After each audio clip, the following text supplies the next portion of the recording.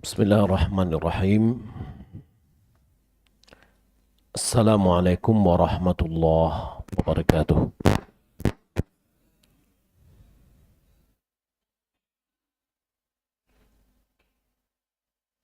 Alhamdulillahi manna ala ibadihi bin ni'ami wal khairat. Wa asyhadu an la ilaha illallah wahdahu la syarika lah. Lahu azimul barakat.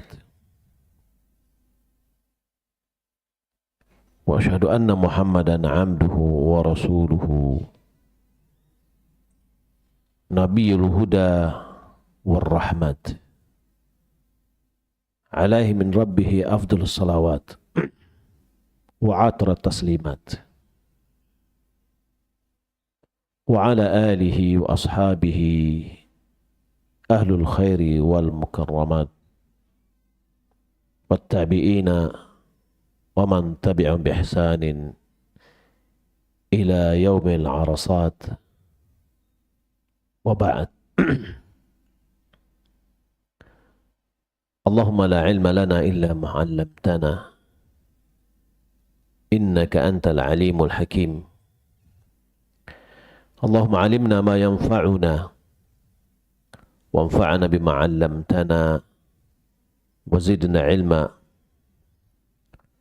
اللهم إنا نسألك علما نافعا ورزقا طيبا وعملا متقبلا.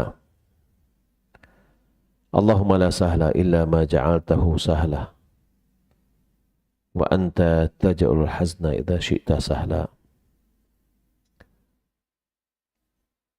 Kaum muslimin dan muslimat, jamaah yang dimuliakan Allah Subhanahu wa taala. Alhamdulillah, Allah Subhanahu wa taala selalu mencurahkan nikmat dan karunia-Nya kepada kita. Nikmat yang tidak bisa kita hitung satu persatu. Salat dan salam semoga dan anugerah kepada Allah Subhanahu wa taala kepada Nabi kita Muhammad sallallahu alaihi wasallam. Allahumma shalli ala Muhammad wa ala ali Muhammad. Kajian kita pada malam ini dengan judul pintu atau membuka pintu keberkahan. Apa itu berkah?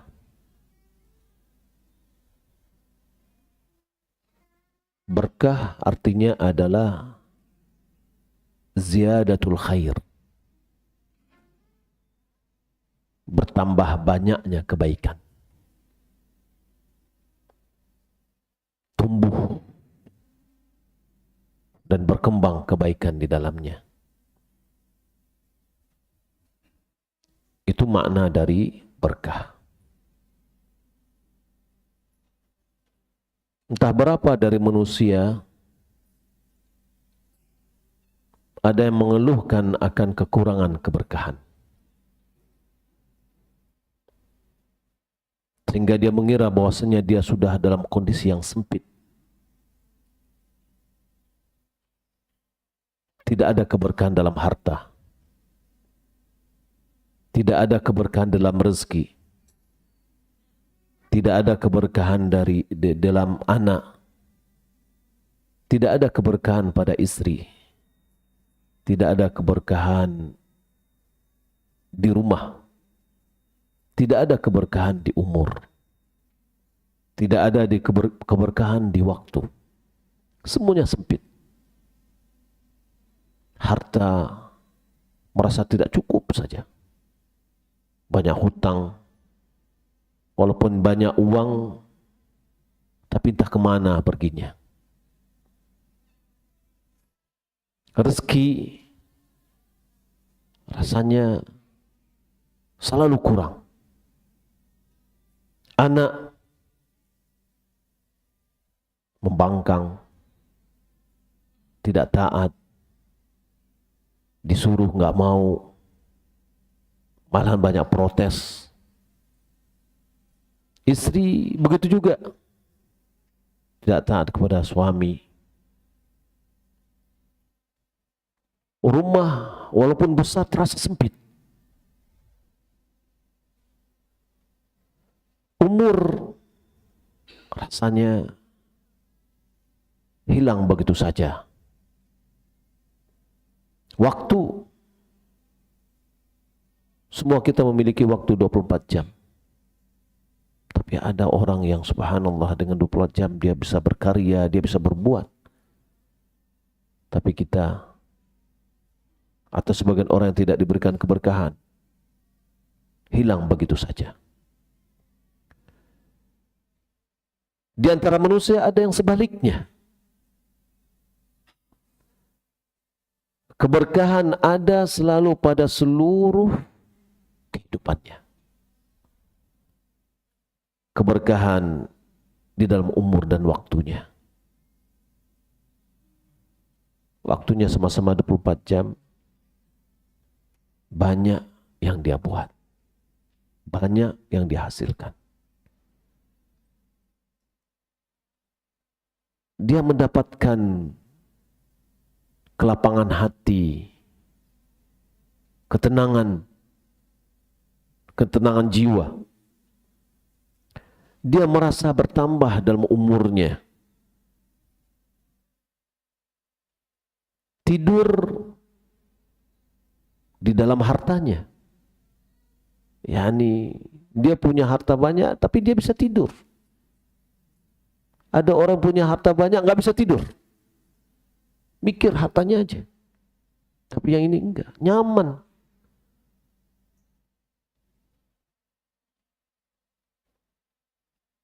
Kebaikan selalu ada pada anak-anaknya. Taat, patuh, manut, suka ke masjid, belajar agama, menghafal Al-Quran. Di antara manusia ada yang memiliki harta dan dia mengerti hak Allah di dalam harta itu. Dia bersedekah, dia bantu orang-orang yang butuh, dia bantu orang-orang yang memerlukan pertolongan. Pada hartanya terdapat pertumbuhan, tidak semakin berkurang. Karena Allah telah meletakkan keberkahan di dalam hartanya.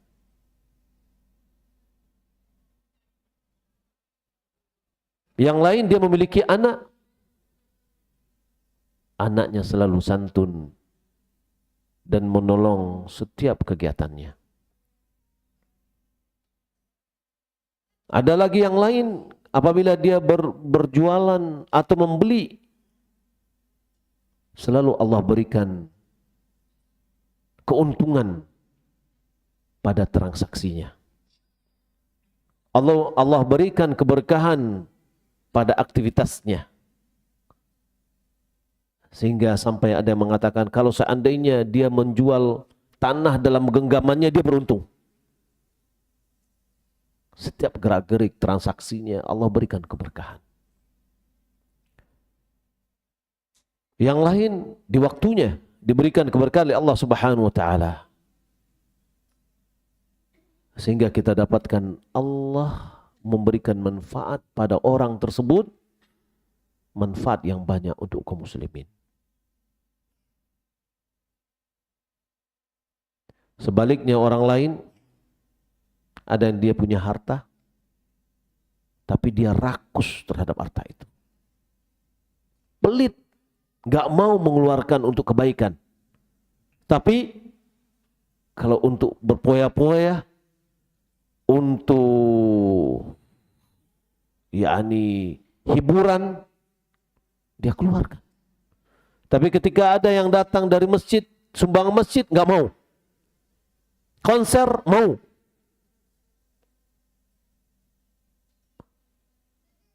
Tidak mau dia memberikan hartanya ini kepada pintu-pintu kebaikan. Sehingga terlihat dia tersiksa dengan hartanya. Dia hitung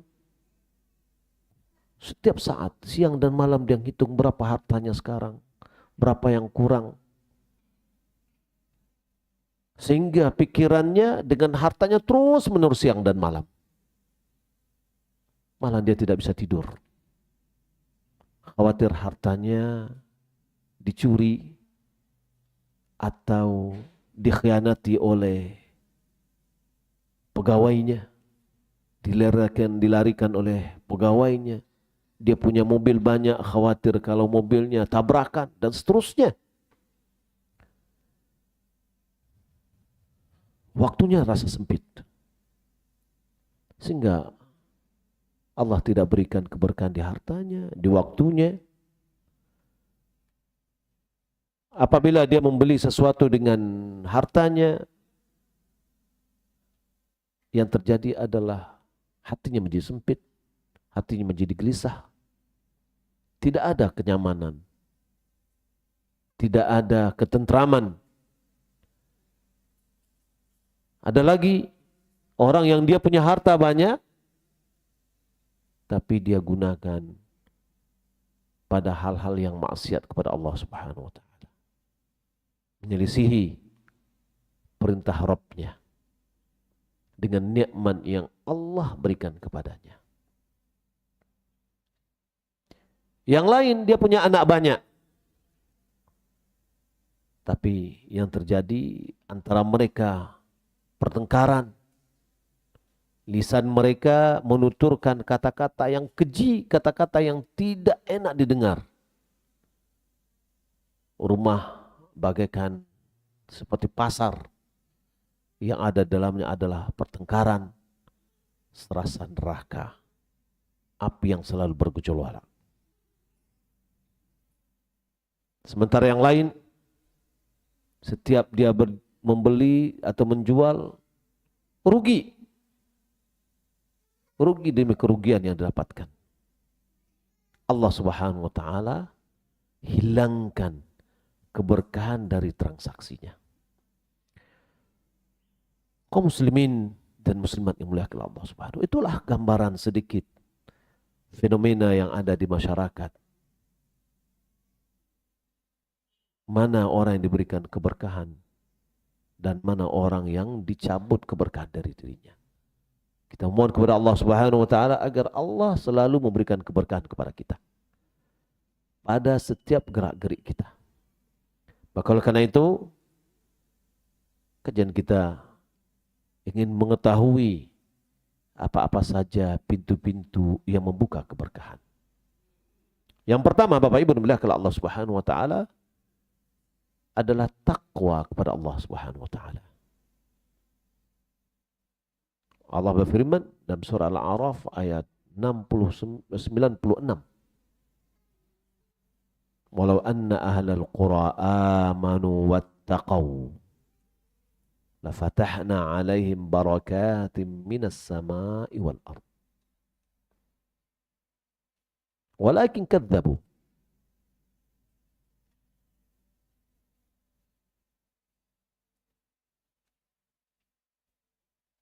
fa'akhadnahum bima kanu yaksibun. Kalau seandainya penduduk negeri itu beriman dan bertakwa, pastilah kami telah membukakan bagi mereka keberkahan-keberkahan dari langit dan bumi. Akan tetapi mereka mendustai. Maka kami siksa mereka disebabkan apa yang telah mereka perbuat.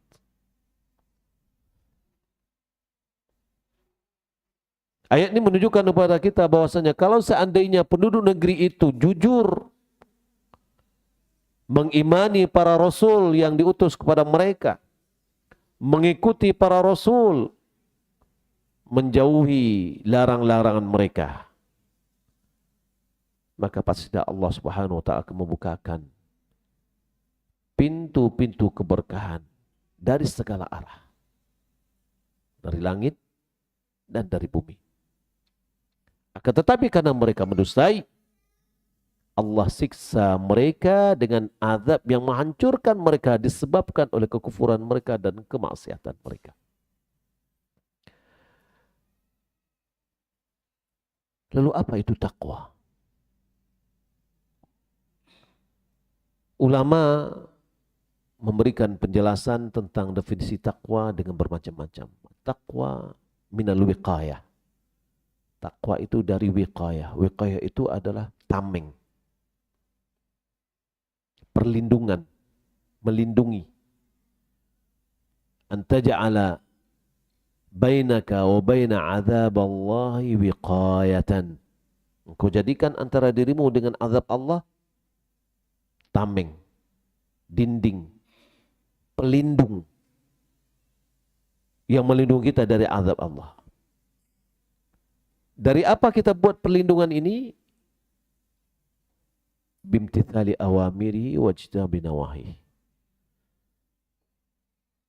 Dengan menjalankan perintah Allah dan meninggalkan larangannya.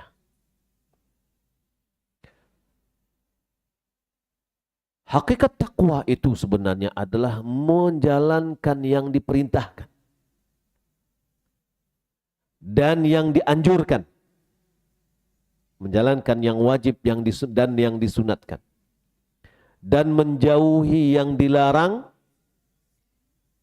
dan yang dimakruhkan. yakni meninggalkan yang diharamkan dan yang dimakruhkan, itu intinya.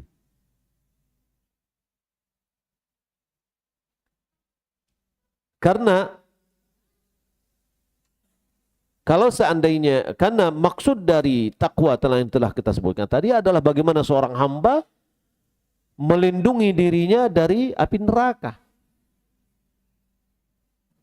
dengan cara menjalankan yang diperintahkan. Baik yang diperintahkan itu dalam bentuk penekanan, yaitu adalah wajib, atau perintah dalam bentuk anjuran, maka itu adalah sunat.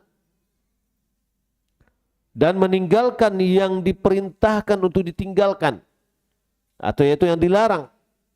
Baik yang dilarang bentuk penekanan itu adalah haram, atau larangan dalam bentuk anjuran. Kalau bisa tinggalkan, kan gitu ya. Maka itu namanya makruh. Maka jangan, kalau sebagian dari kita kan seperti ini. Yang sunat cenderung ditinggalkan, yang makruh cenderung dijalankan. Pak, kenapa tidak melakukan itu? Oh, itu kan semua sunnah. Kalau kita tidak kerjakan, kita tidak apa-apa. Kalau kita tidak kerjakan, kan tidak apa-apa. Nah, cenderungnya kayak gitu. Pak, kenapa kerjain itu? Oh, itu kan makruh. Ya, kalau kita kerjakan, kan tidak apa-apa. Jadi yang dilihatnya tidak apa-apanya. Tapi dia tidak dilihat bagaimana dapat pahala. Sunnah atau yang dianjurkan, mandubat, jika diamalkan kita dapat pahala. Dia tidak kepada pahala, dia tidak apa-apanya, dia lihat. Ya. Makruh, jika kita tinggalkan, kita dapatkan pahala. Jika kita kerjakan, tidak dapat dosa. Ya. Jadi dia tidak lihat kepada pahala. Jadi berarti mindset ini. Mindset kita melihat. Bapak Ibu dimuliakan Allah Subhanahu wa taala. Ada yang mengatakan takwa itu adalah antaj'ala bainaka wa baina 'adzabillahi wiqayah bi fi'li ta'at wa ijtinabin manhiyat. Kau jadikan antara dirimu dan azab Allah tameng dengan menjalankan yang diperintahkan dan meninggalkan yang dilarang. Ali bin Abi Thalib dia mengatakan, at-taqwa al-amalu bit-tanzil. Mengamalkan yang dengan syariat. Yakni tanzil itu adalah syariat yang diturunkan. Wal khawfu minal jalil, takut kepada Allah. Warridha bil qalil, merasa cukup dengan yang sedikit yang diberikan oleh Allah. Wal isti'dadu li yaumir rahil, bersiap untuk hari kematian. Talq bin Habib dia mengatakan tentang takwa, antaja'al an ta'mala bi ta'atillah, engkau melaksanakan ketaatan kepada Allah. Apa motivasinya dia melaksanakan ketaatan kepada Allah? Ala nurin minallah, karena dia tahu dari ilmu dari Allah. Dia tahu ini adalah ketaatan. Dia tahu ini adalah kewajiban. Dia tahu ini adalah misalkan perintah. Dia laksanakan. Tarju thawab Allah. Dia berharap mendapatkan pahala dari Allah. Jadi motivasinya mendapatkan pahala. Dia kerjakan karena dia tahu itu adalah disyariatkan. Man shoma ramadhana imanan wa ihtisaban, ghufira lahu ma taqaddama min dhanbi. Siapa yang berpuasa bulan Ramadan, dasarnya adalah iman. Mengimani ini adalah kewajiban dari Allah, makanya itu yang mendorong dia untuk berpuasa. Bukan untuk kesehatan, bukan karena malu dengan orang. Ya, tapi ini tahu ini adalah kewajiban dari Allah. Wahtisaban, dia mengharapkan pahala. Sama tadi, tarju thawab Allah, engkau berharap pahala dari Allah. Kalau orang berpuasa tadi, puasa Ramadan, dia tahu itu ada kewajiban dari Allah. Dia imani itu. Dia berharap pahala dari Allah Subhanahu wa taala. Wa ghufira lahu ma taqaddama min dhanbi, diampuni dosa-dosa yang telah berlalu. Jadi takwa itu kita beramal karena kita tahu itu disyariatkan. Al-amalu bitanzil.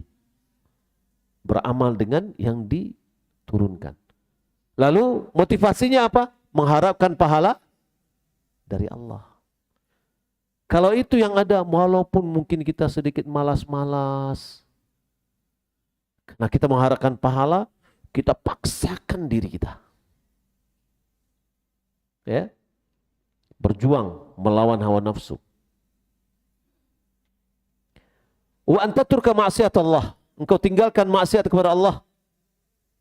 Ala nuri minallah, atas cahaya dari Allah, karena dia tahu itu adalah maksiat, dia tinggalkan. Takhafu azab Allah, karena takut dari azab Allah.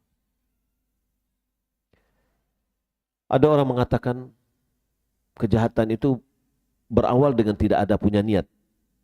Tapi kapan kejahatan itu ada? Ketika ada kesempatan. Ya. Ada kesempatan, tergoda dia, lalu dia melakukan. Tapi kalau orang bertakwa, tidak ada kesempatan, tetap dia meninggalkan. Mencuri. Ada kesempatan untuk mencuri nih. Ada kebutuhan, ada kesempatan. Karena dia tahu mencuri adalah haram, dan dia takut dari azab Allah, bagaimanapun keadaannya dia tidak mau mencuri. Itu takwa. Ya. Tapi ketika dia tidak ada takwanya, walaupun awalnya tidak punya niat, tapi ada kesempatan, tidak ada yang mentamengnya, tidak ada yang menghalanginya. Maka itu takwa. Lalu keberkahan dalam takwa ini, wa may yattaqillah yaj'al lahu makhraja. Siapa yang takut kepada Allah, siapa yang bertakwa kepada Allah, seperti yang telah disebutkan tadi dari perkataan ulama. Yaj'al lahu makhraja. Allah jadikan baginya jalan keluar. Apapun keadaan kita, problematika kita dalam kehidupan, permasalahan hidup kita, Allah akan berikan jalan keluarnya. Dalam rezeki, wa yarzuquhu min haitsu la yahtasib. Allah berikan kepadanya rezeki dari sumber-sumber yang tidak pernah dia duga-duga. Ketakwaan dia, mungkin kalau seandainya dia bekerja sebagai pegawai, dia sudah bisa hitung berapa gajinya. Sampai dia lihat juga berapa kebutuhan dalam 1 bulan, dia sudah menghitungnya. Rasa-rasanya tidak ada lagi tambahan. Dari mana dia akan tambah kerja dari pagi sampai sore, pagi sampai sore. Tapi ketika dia bertakwa kepada Allah, akan Allah berikan jalan keluar, Allah berikan rezeki dari tempat-tempat yang tidak pernah duga-duga. Ternyata anaknya dapat beasiswa, anaknya dapat hadiah dari orang. Itu ada rezeki dari Allah Subhanahu wa taala. Dan itu tidak mustahil. Malah dia sendiri mungkin ada yang ngasih dia. Itu adalah bagian dari rezeki yang tidak pernah diduga-duga. Yang kita cuma mikir, ya saya bekerja dengan maksimal, saya dapatkan gaji sekian. Itulah yang kita duga cuma. Yang tidak diduga di luar dari itu. Maka takwa akan menambah keberkahan umur, keberkahan rezeki, dan orang yang bertakwa, dia akan meraih apa yang dia inginkan. Ini yang pertama. Maka perlu kita meningkatkan takwa kita kepada Allah agar pintu keberkahan Allah bukakan. Yang kedua, membaca Al-Quran.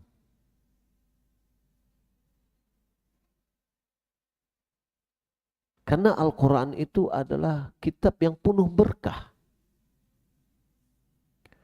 Allah Subhanahu wa taala berfirman dalam surah As-Sad ayat 29, Kitabun anzalnahu ilaika mubarakun liyadabbaru ayatihi wa liyatadhakkara ulul albab.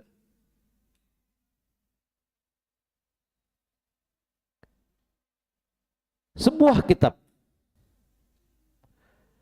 yang Allah turunkan kepadamu penuh keberkahan. Kitab yang penuh berkah, penuh kebaikan. Di antara kebaikannya, setiap huruf yang kita baca dapat 10 pahala. Belum lagi yang lain. Wa nunazzilu minal Qur'ani ma huwa shifaa'un wa rahmatun lil mu'minin. Kami turunkan dari kitab apa yang dia itu adalah obat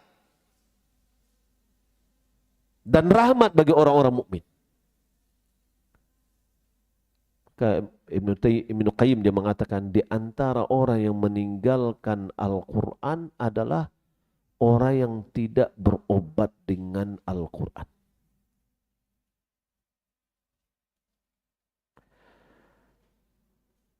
Untuk apa Al-Quran ini diturunkan? Liyadabbaru ayatihi, agar mereka menghayati Al-Quran, mentadabburinya, menghayatinya, merenungkannya. Setelah menghayati apa lagi? Waliyatadzakkara ulul albab, agar orang-orang yang pintar, yang berakal mengambil pelajaran darinya. Maksudnya apa? Mengamalkannya. Tapi sekarang gimana cara kita menghayati Al-Quran? Kita harus belajar. Maka tidak salah keperkataan sebagian ulama mengatakan bahwa belajar bahasa Arab atau kaum muslimin wajib bisa berbahasa Arab. Kenapa? Karena Al-Quran berbahasa Arab. Kalau seandainya Al-Quran berbahasa Arab, kita tidak akan bisa menghayati Al-Quran. Setelah menghayati, kita mengamalkan kecuali dengan bahasa Arab. Ma la yatimmul wajibu illa bihi fahuwa wajib. Sesuatu tidak terpenuhi yang wajib kecuali dengan sesuatu itu, maka sesuatu itu hukumnya adalah wajib.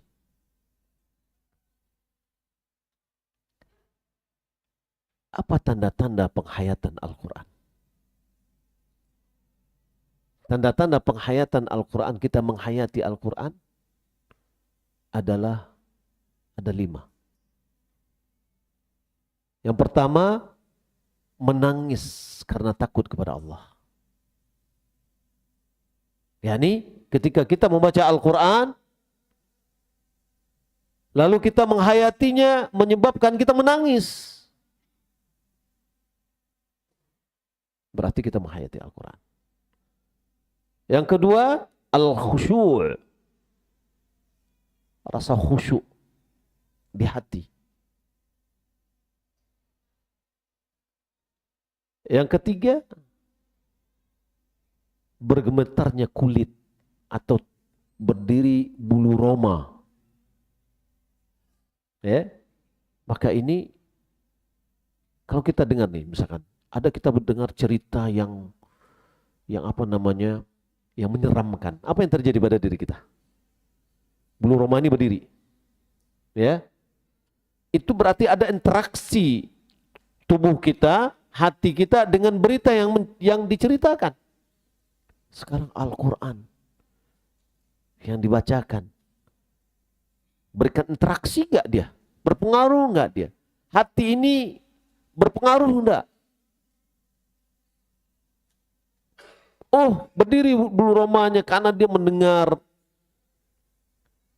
tentang azab api neraka. Ya, ini berarti dia menghayati. Tahu dia cerita. Atau bertambah imannya. Yang keempat.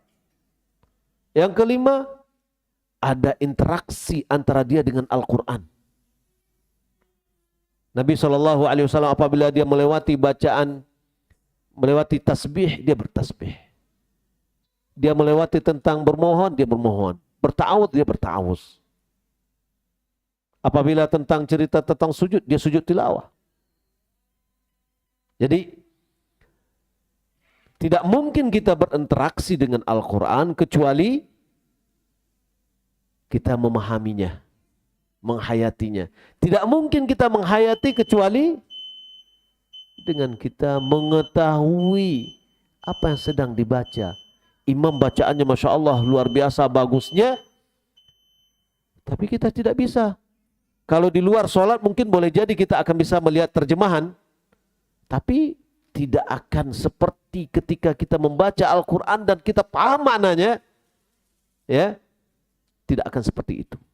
Kita lihat terkadang bacaan imam ada yang diulang 2 kali, 3 kali. Setelah 3 kali menangis dia. Ya, Nabi SAW sholat malam semalam suntuk dengan 1 ayat. Diulang. Untuk apa gunanya? Penghayatan. Nah, kita sekarang ini tak tahu bahasa Arab gimana ini. Maka kalau begitu wajib bagi kita untuk berusaha mempelajari makna Al-Quran, bahasa Arab Al-Quran ini. Alhamdulillah sekarang fenomena tahsin tilawatul Quran sudah bagus, ya, sudah banyak rumah-rumah Al-Quran, rumah tahfidz, itu sudah bagus. Tapi baru tahap awal.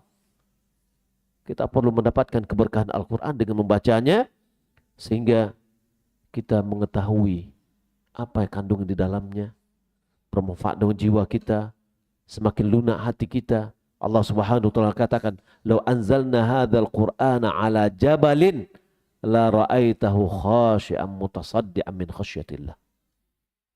Kalau seandainya Quran diturunkan ke gunung, sungguh engkau telah melihatnya khusyuk, terbelah karena takut kepada Allah Subhanahu wa taala. Kita azan dulu ya, azan salat kemudian kita sambung lagi. Ya, berapa dapatnya kita kajian nanti insyaallah kita semoga bermanfaat. Barakallahu fikum. Assalamualaikum warahmatullahi wabarakatuh. Assalamualaikum warahmatullahi wabarakatuh. Alhamdulillah rabbil alamin wassalatu wassalamu ala asyrafil anbiya'i wal mursalin wa ala alihi wa sahbihi ajma'in. Amma ba'd. Kaum muslimin dan muslimat dimuliakan Allah Subhanahu wa taala. Setelah kita mengerjakan salat, kita kembali melanjutkan kajian kita dan kita memohon kepada Allah Subhanahu wa taala agar Allah Subhanahu wa taala menerima ibadah yang telah kita lakukan. Poin yang kedua tadi tentang pintu pembuka keberkahan adalah membaca Al-Quran. Sebagaimana kita ketahui bahwasanya Al-Quran adalah kitab yang penuh berkah. Maka hendaklah kita membacanya dan menghayatinya, kemudian mengamalkannya. Dari apa yang kita pelajari tadi, kita mengetahui pentingnya kita mengetahui bahasa Arab Al-Quran. Karena itu akan menghantar kita untuk memahami Al-Quran, menghayati Al-Quran dan memahaminya serta mengamalkannya.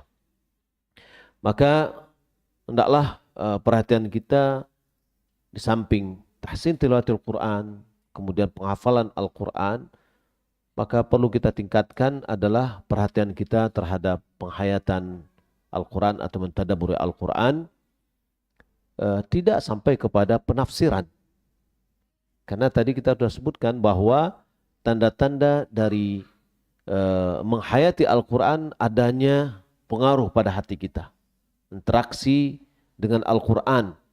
Ketika kita mendengar bacaan imam, bagaimana hendaknya datang khusyuk kita. Datang rasa sedih di hati kita. Datang ketenangan di jiwa kita. Karena kita menghayati apa yang kita baca. Atau apa yang kita dengar. Maka kalau ada misalkan pembelajaran tentang baik itu melatih diri menerjemah Al-Quran per kata atau yang lainnya, itu adalah salah satu upaya bagi kita untuk bisa langkah menghayati Al-Quran. Kemudian yang ketiga, pembuka pintu keberkahan adalah kejujuran. Jujur di dalam berjual beli, jujur di dalam berserikat. Kalau seandainya kita melakukan usaha atau usaha kita untuk mencari rezeki dengan kawan yang lain, ya, maka hendaknya ada kejujuran. Kejujuran dalam jual beli, kita melihat dari perdagangan yang dilakukan di tengah-tengah masyarakat atau di pasar-pasar, kalau kita lihat sekarang ini banyak penipuan, banyak ketidakjujuran, terutama adalah dari pedagang. Kalau dari pembeli, ya insya Allah tidak ada ya, kecuali kalau seandainya transaksinya barter,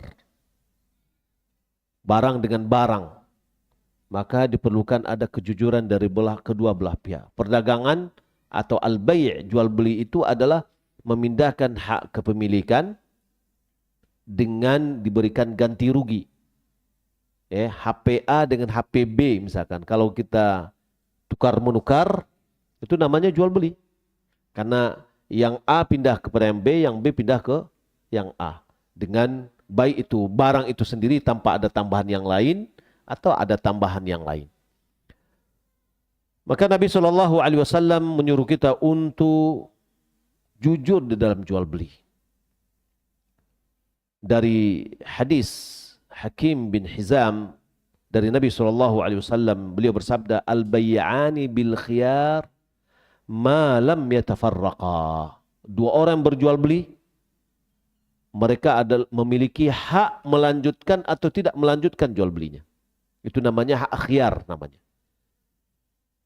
Ada namanya khiyar majlis. Malam yatafarraqa. Selama mereka belum berpisah badan, belum berpisah dari majelisnya, maka satu sama lainnya boleh menggugurkan atau melanjutkan jual beli.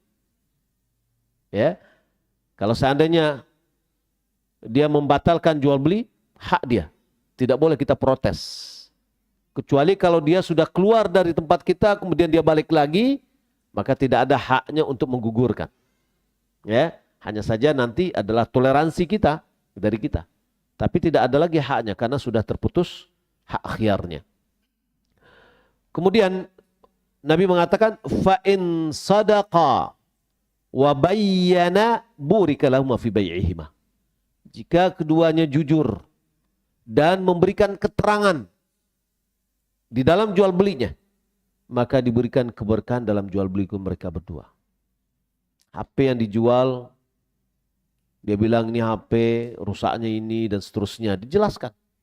Ya, jual mobil, ini mobil pernah kecelakaan, pernah terguling-guling, kemudian diperbaiki lagi. Walaupun bagus baikannya, pasti nilainya akan turun. Kemudian terjadilah negosiasi dalam harga. Tadinya harganya naik di atas, taruhlah 150 mau dijual.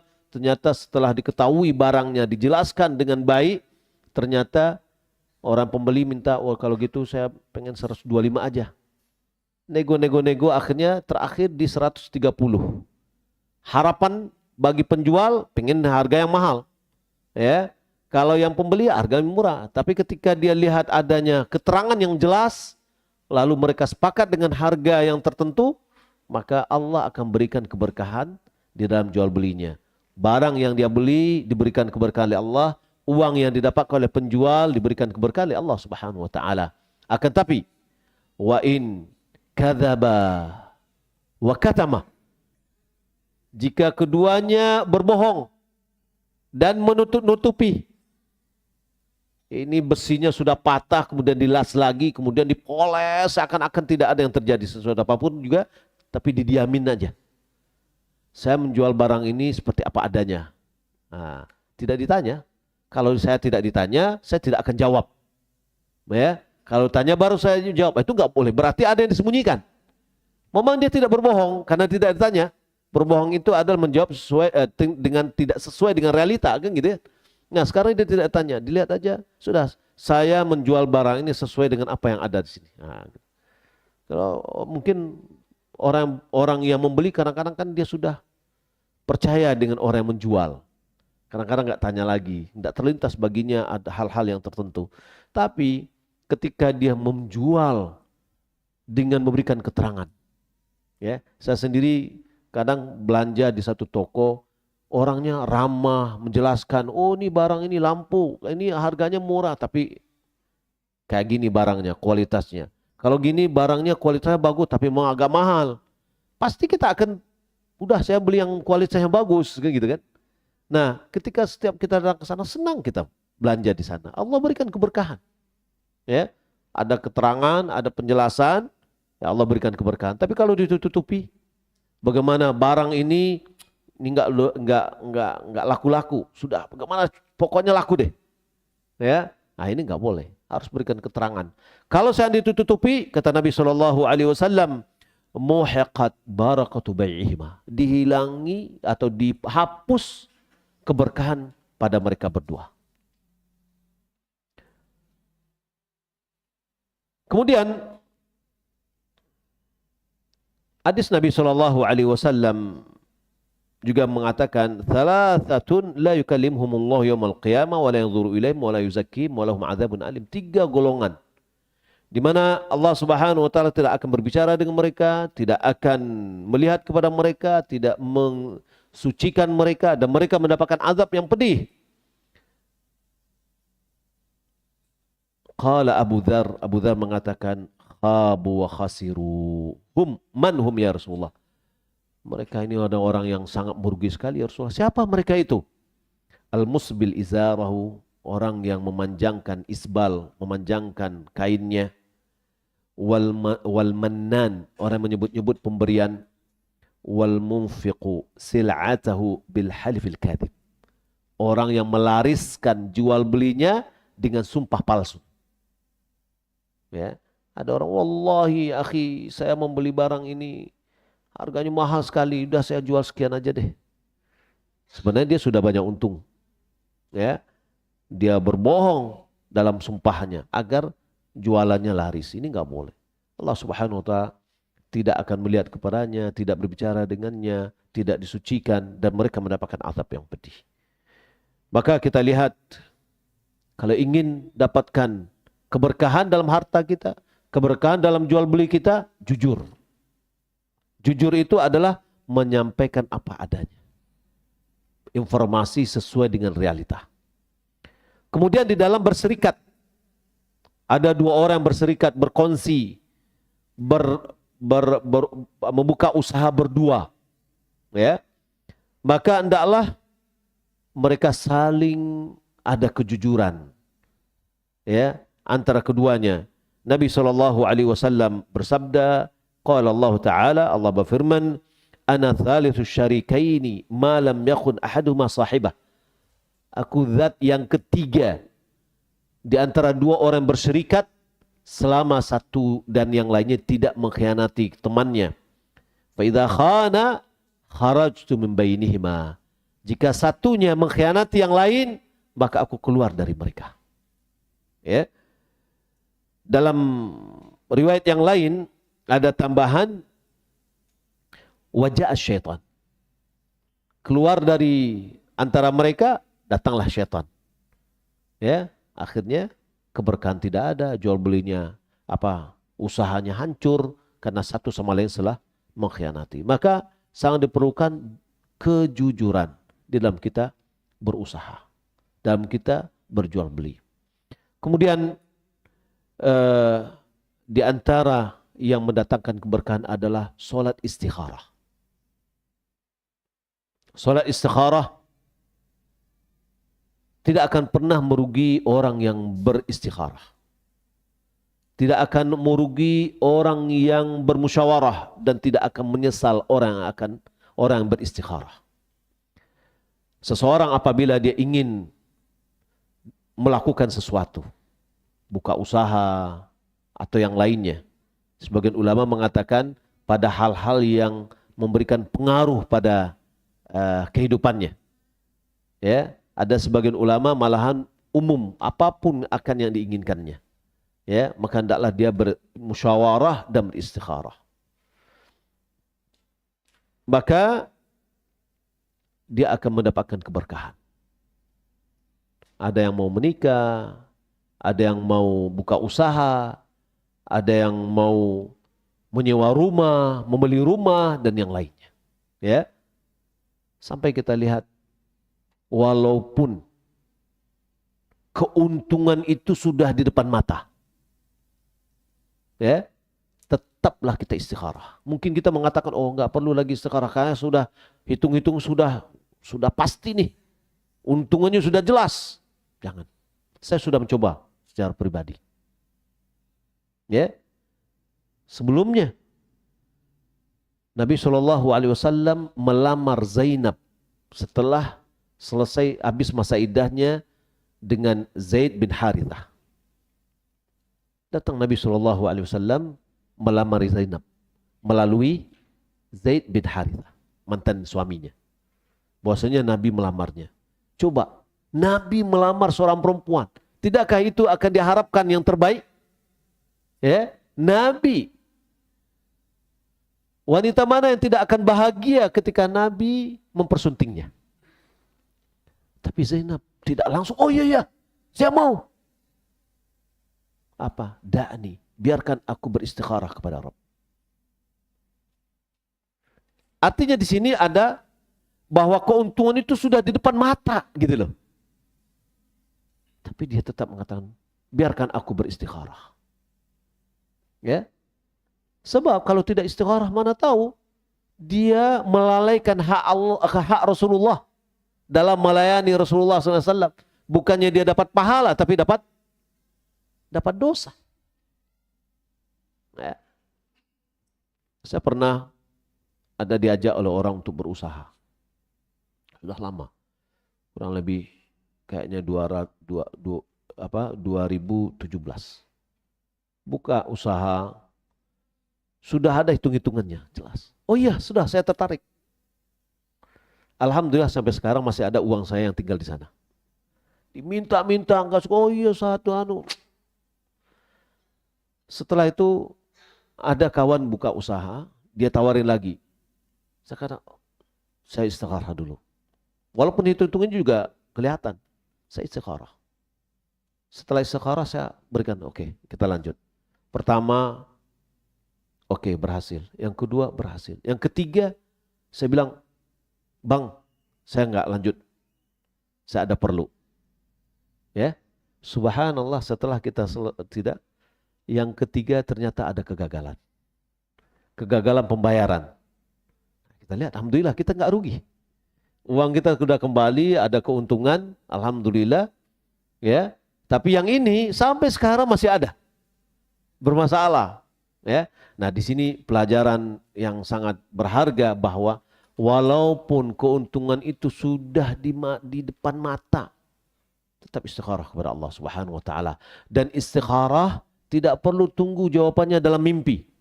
Nggak ada dalil yang mengatakan bahwasanya jawabannya dengan mimpi. Nabi SAW mengajarkan kepada para sahabat, sebagaimana Jabir bin Abdullah dia mengatakan, kana Rasulullah SAW yu'allimuna al-istikharata fil umuri kama yu'allimuna as-surata minal Qur'an. Rasulullah mengajarkan kepada kami istikharah dalam seluruh urusan sebagaimana beliau mengajarkan kami satu surat dari Al-Quran. Lalu apa kata Nabi? Fayaqul idza hamma ahadukum bil amr. Jika seseorang punya niat keinginan kuat dalam seluruh urusan, dalam satu urusan, falyarka' raka'ataini min ghairi faridah. Hendaklah dia solat 2 rakaat tanpa solat fardu. yakni solat sunat. Kita niatkan itu ada istikharah. Thumma liyaqul, kemudian setelah selesai solat 2 rakaat tadi, hendaklah dia mengucapkan, yakni berarti setelah solat dia berdoa. Apa doanya? Doa istikharah. Allahumma inni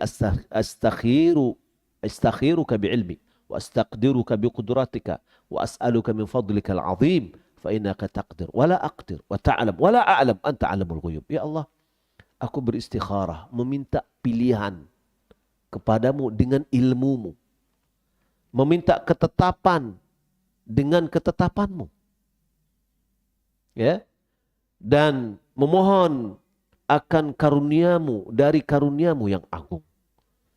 Karena sesungguhnya engkau kuasa, aku tidak kuasa. Engkau mengetahui, aku tidak mengetahui. Dan engkau maha mengetahui hal-hal yang gaib. Ini pujian. Setelah itu baru kita ucapkan,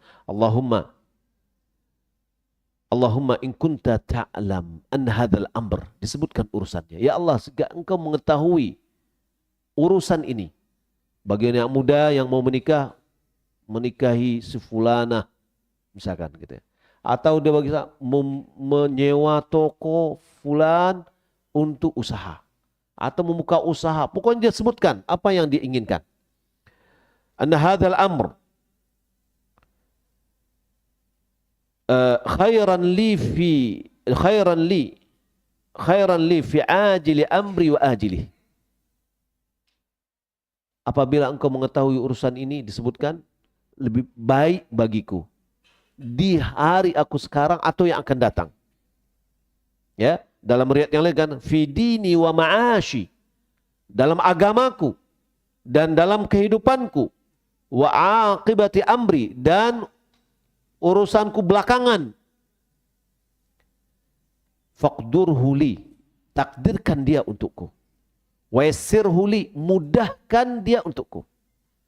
Tsumma barik li fihi, berikan keberkahan bagiku dalam hal itu. Kita mohon keberkahan. Ya. Kalau memang itu adalah baik, takdirkan, mudahkan, berkati. Wa in kunta ta'lam, jika engkau mengetahui, inna hadzal amr, ini urusan ini, syarran li, buruk bagiku, fi ajili amri wa ajilih, dalam urusanku yang sekarang atau yang akan datang, atau fi dini wa ma'ashi, dalam agamaku dan kehidupanku, wa aqibati amri, dan kesudahan urusanku, wasrifni anhu fasrifhu anni wasrifni anhu, palingkan dia dariku, palingkan aku darinya. Jadi ini dipalingkan ke sini, kita dipalingkan ke sini. Jangan ini dipalingkan tapi kita masih pengen aja gitu kan. Ada anak muda suka dengan seorang perempuan, ya jatuh hati dia, lalu dia berdoa, palingkan aku dari dia dan palingkan dia dariku. Jadi betul-betul dijauhkan gitu. Ya. Lalu Waqdur liyal khair haitsu kan. Tetapkan bagiku ya yang lebih baik dari manapun. Tsumma raddini bihi, dan berikan keridhaan bagiku terhadap itu. Yang diberikan pilihan yang terbaik bagiku dan berikan keridhaan. Boleh jadi terkadang ada dalam usaha kita sudah hitung-hitung semua nih. Ya, kalau kita tidak istikharah akan muncul nanti penyesalan, frustasi. Usaha kita gagal, frustasi kita. Tapi kalau seandainya kita istikharah, gagal atau tidak berlanjut, kita sudah bersabar kita. Ya, inilah yang terbaik. Ya, maka dalam istikharah itu ada dua. Yang pertama adalah istikharah, yang kedua adalah musyawarah. Minta nasihat kepada orang yang berpengalaman dan amanah. Mana yang lebih dahulu? Sebagian ulama ada mengatakan bermusyawarah dulu, ya, kemudian beristikharah. Syekh Ibnu Utsaimin dia memandang istikharah dulu, kemudian bermusyawarah. Ya, istikharah, jangan-jangan dengan istikharah ini Allah tunjukkan kita kepada orang yang akan memberikan pandangan-pandangan kepada kita. Ya, usaha misalkan, saya mau buka usaha ini. Pandangan kita ini adalah tepat, tapi ada orang mengatakan, oh saya sudah punya pengalaman begitu, bla bla bla bla bla, kayaknya tidak bagus. Sudah, ketika dia memberikan penilaian, ya, maka kita ikuti. Maka datanglah keberkahan pada pada usaha kita. Kemudian yang terakhir adalah doa. Kita berdoa, ya, dan doa adalah ibadah yang paling agung. Doa huwal ibadah. Doa itu adalah ibadah. Kedudukan yang paling tinggi di sisi Allah Subhanahu wa taala. Maka doa juga adalah hubungan seorang hamba dengan Rabb-nya. Komunikasi ya, seorang hamba dengan Rabb-nya. Maka oleh karena itu wajiblah kita untuk berdoa kepada Allah Subhanahu wa taala. Di antara doa adalah doa keberkahan. Nabi SAW didatangi oleh para sahabat apabila datang musim panen, ya, maka sahabat datang kepada Nabi SAW dengan membawa buah yang telah dipetik. Lalu Nabi SAW mendoakan, Allah mabarik lana fi thimarina. Ya Allah, berikanlah keberkahan bagi kami dalam buah kami. Wasa'ina, di dalam takaran sa' kami. Wa muddina, dalam mud kami. Wa madinatina, dan berikan keberkahan dalam Madinah kami. Kemudian juga keberkahan-keberkahan yang lain. Doa ketika makan. Doa doa yang diajarkan oleh Nabi SAW, mendoakan anak kita juga keberkahan. Bagaimana Nabi SAW mendoakan para sahabat dan doanya dikabulkan, keberkahan. Maka ini adalah perlu kita perbanyak memohon kepada Allah agar Allah berikan keberkahan pada harta kita, pada usaha kita, pada umur kita, pada keluarga kita, pada anak kita, pada istri kita, pada rumah yang Allah Subhanahu wa taala titipkan kepada kita, ya, kendaraan yang Allah Subhanahu wa taala berikan kepada kita, diberikan keberkahan, ya, sehingga Allah Subhanahu wa taala memudahkan bagi kita untuk memakai untuk mencari keridhaan Allah Subhanahu wa taala. Bapak Ibu belakang Allah Subhanahu wa taala, ini yang dapat kita sampaikan, ya, semoga Allah Subhanahu wa taala berikan keberkahan bagi kita dalam hidup kita, umur kita, dan seterusnya. Semoga Allah Subhanahu wa taala membukakan pintu-pintu keberkahan. Mudah-mudahan bermanfaat Bapak Ibu belakang Allah Subhanahu wa taala. Jika seandainya ada pertanyaan, mungkin silakan 1 atau 2 pertanyaan, yang langsung pun boleh kalau ada mic.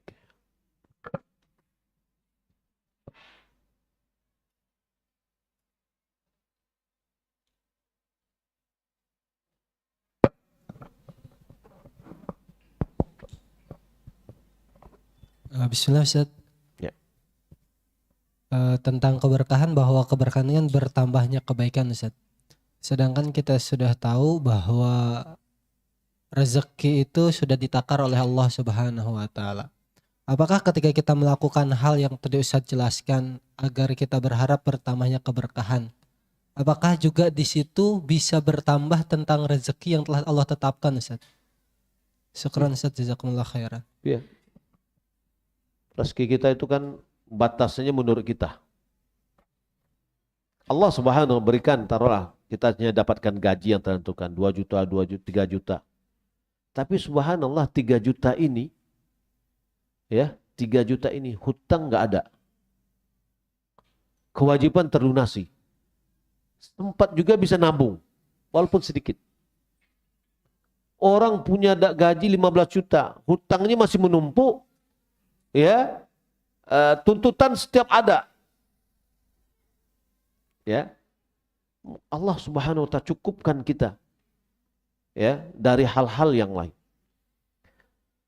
Saya melihat subhanallah, ya, ada orang yang punya harta banyak, gaji besar, tapi setiap saat anaknya silih berganti keluar dari rumah sakit, ya, sakit ini masuk, sudah keluar sembuh, ya ini lagi masuk, ya. Uang tadi, coba sakit itu uang habis, kita tidak bisa beraktivitas, pikiran kita terkuras, ya, tenaga terkuras. Ada orang yang gajinya pas-pasan aja, tapi anaknya sehat.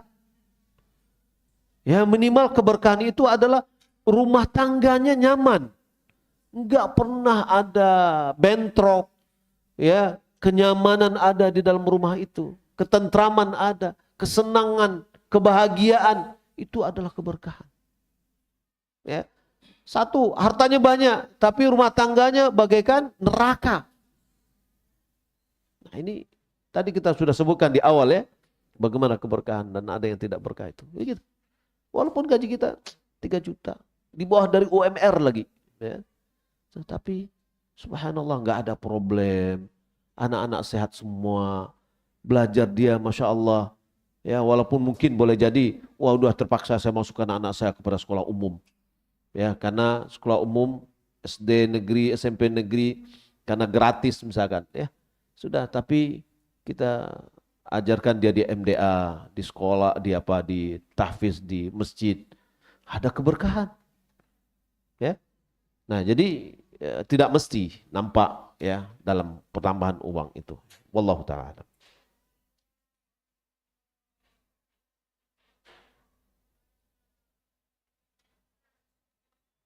Apa pintu berkah bagi penyakit? Apa? Penyakit apa nih? Penyakit kikir. Pelit.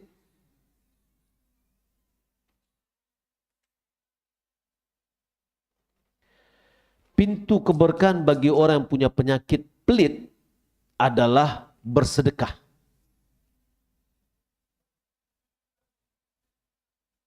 Coba bersedekah kita. Ya. Lapang dunia nih.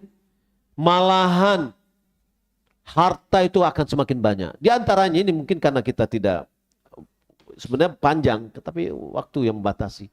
Di antara yang mendatangkan harta dan keberkahan itu adalah berinfak. Bersedekah. Nabi SAW bersabda, "Ma min ayyamin yusbihu fil ibad illa yanzilu malakan." Tidak ada hari di mana hamba itu di pagi hari kecuali ada 2 malaikat yang diturunkan atau 2 malaikat turun. Wa qala ahaduhuma, yang pertama mengatakan Allahumma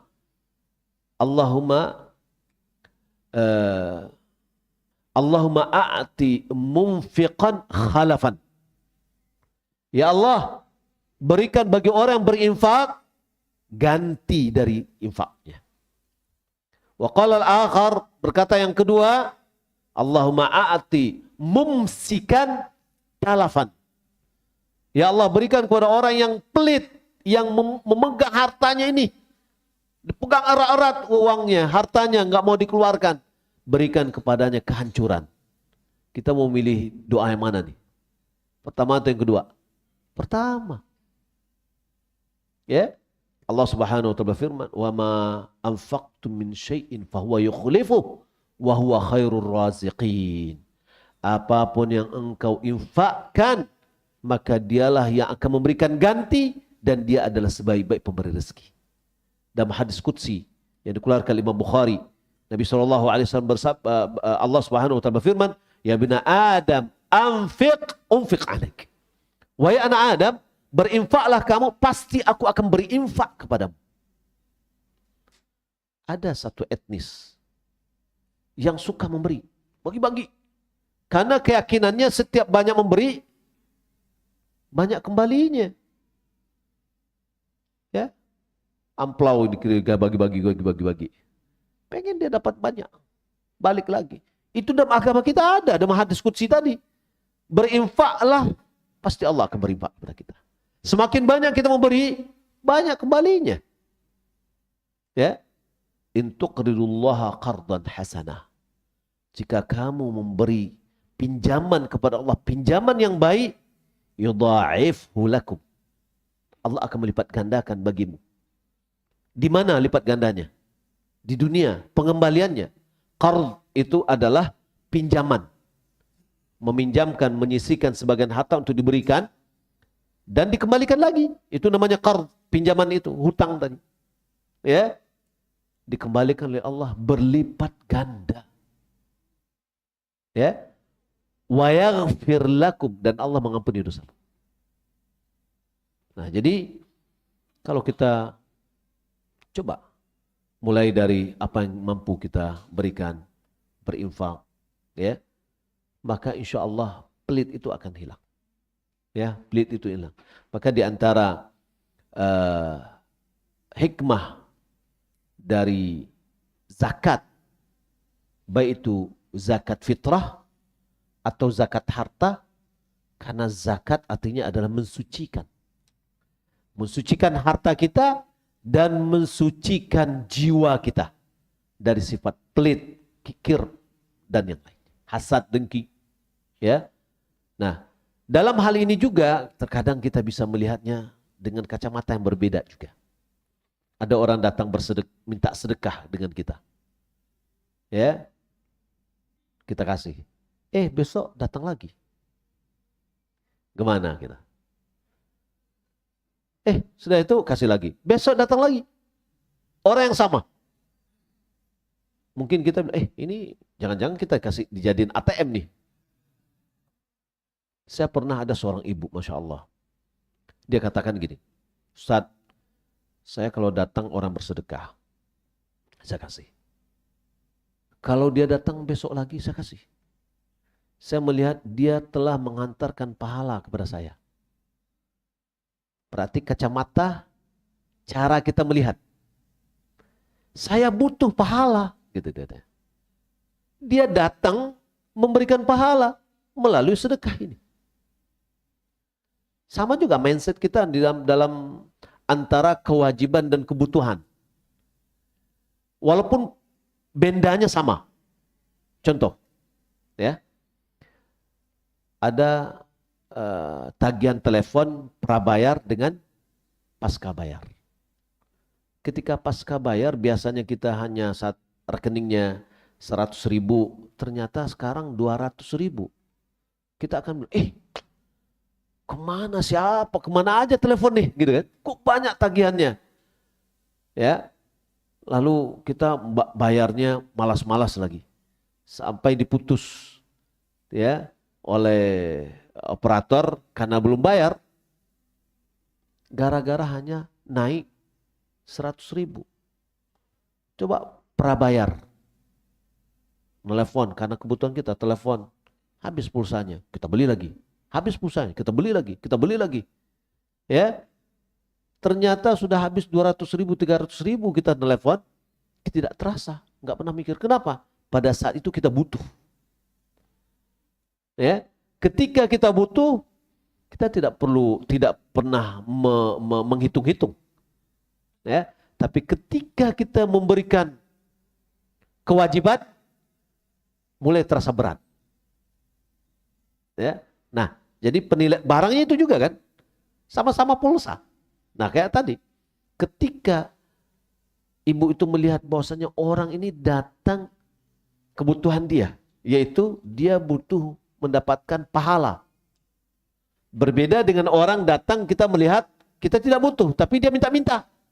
Wah, ini kita dijadikan ATM nih. Besok nanti datang lagi. Kemarin kan saya sudah kasih. Kemana aja uang kemarin itu? Agak gitu jadinya. Ya. Nah, jadi apa namanya? Ketika kita suka berinfak, sudah bersedekah, harta kita itu akan kembali. Saya yakin Bapak Ibu yang sudah pernah mencoba, ya, bantuan masjid, bantuan sekolah diberikan, ada aja dari sumber-sumber yang tidak pernah kita duga-duga, ya. Mungkin yang punya proyek datang proyeknya, ada yang rezeki, ada aja orang memberi, ya. Nah, ini adalah bagian dari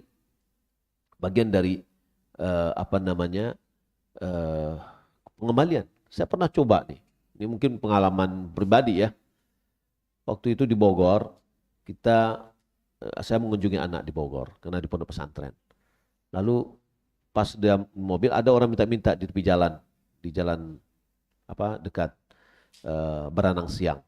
Kita kasih satu uang beberapa lembar 10.000, yang satu lagi kalau nggak salah ada uang 100 kalau nggak salah.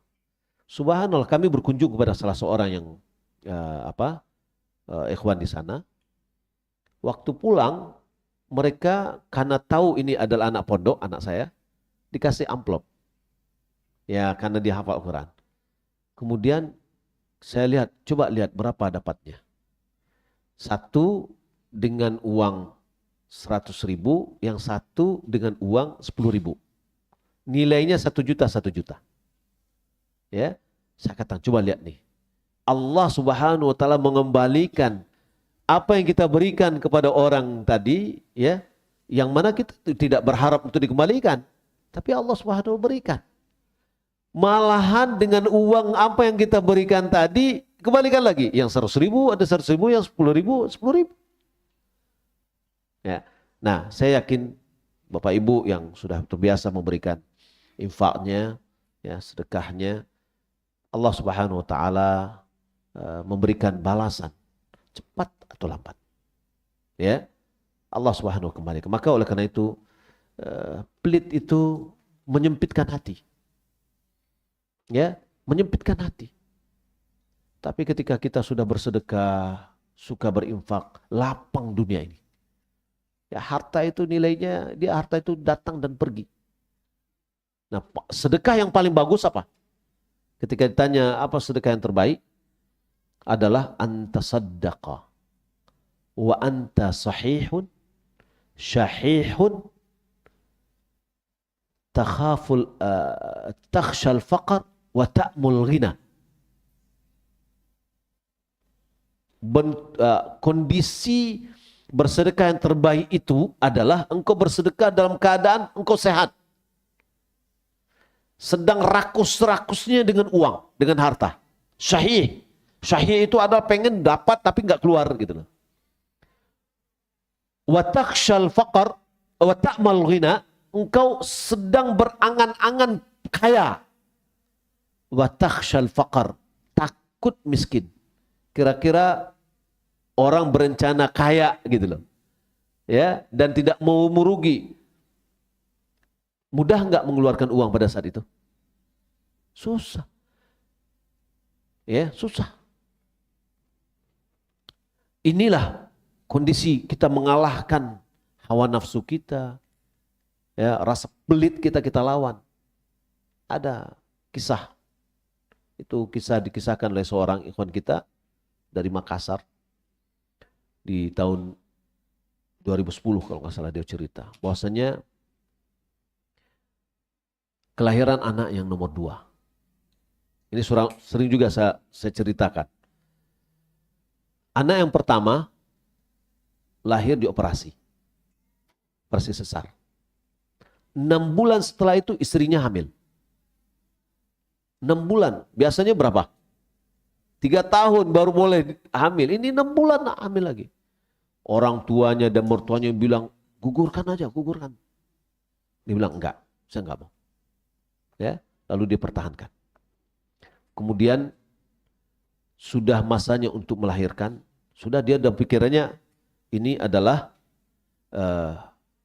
operasi lagi, sesar lagi, butuh uang yang banyak. Ya pada saat itu dia butuh uang 8 juta deh katanya. Lalu dia mulai buka usaha karena dia adalah dokter hewan.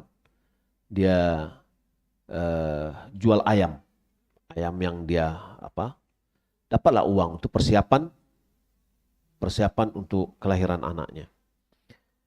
Setelah dia jualan pagi ayam yang dia lalu malam datang kawannya. Dibilang, kawan, pinjam saya uang. Anak saya nggak ada susunya. Saya butuh uang untuk beli susu anak. Pada saat itu katanya, berat memang saya. Karena kita mau persiapan untuk kelahiran anak atau operasi. Akhirnya saya berikan kepada dia 200. Yang satu ini untuk anakmu, jangan dikembalikan. Ini adalah pinjaman. Setelah itu, setelah dia memberikan itu, dia bertawasul dengan amal solehnya ini. Ya, selalu dia berdoa untuk kemudahan kelahiran anaknya. Datanglah masa untuk kelahiran. Lalu diperiksa oleh dokter enggak, ini harus dioperasi. Ya, bawalah ke si istri ini sudah lemas, sudah nggak ada tenaga. Lalu bawalah ke meja operasi, ke ruang operasi. Ya, ada bidan di situ menunggu dokter. Sedang menunggu dokter, anaknya melompat keluar katanya. Ya, dalam keadaan istri tidak punya tenaga, anaknya keluar. Ya, lahir normal setelah di awalnya disesar. Orang kalau kedokteran, kalau yang pertamanya disesar, berikutnya disesar terus 3 kali, kemudian dibersihkan. Ya, nah ini enggak, subhanallah. Setelah itu mertua dan orang tua bilang sekarang gitu, udah beranak aja lah katanya. Ya, sudah, masya Allah, anaknya ya cukup Nah, tapi yang saya lihat tadi adalah bagaimana Allah Subhanahu wa taala berikan kemudahan ya ketika seorang ya dia bersedekah dalam keadaan yang berat. Ya, pada saat dia butuh tapi dia kedua dahulukan kebutuhan yang lain. Mudah-mudahan bermanfaat. Terima kasih atas segala perhatian semua. Mohon maaf atas segala kekurangan dan kesalahan. Sallallahu Muhammad wa ala alihi wa sahbihi ajma'in. Subhanakallahumma bihamdik, asyhadu an la ilaha illa anta, astaghfiruka wa atubu ilaik. Wassalamualaikum warahmatullahi wabarakatuh.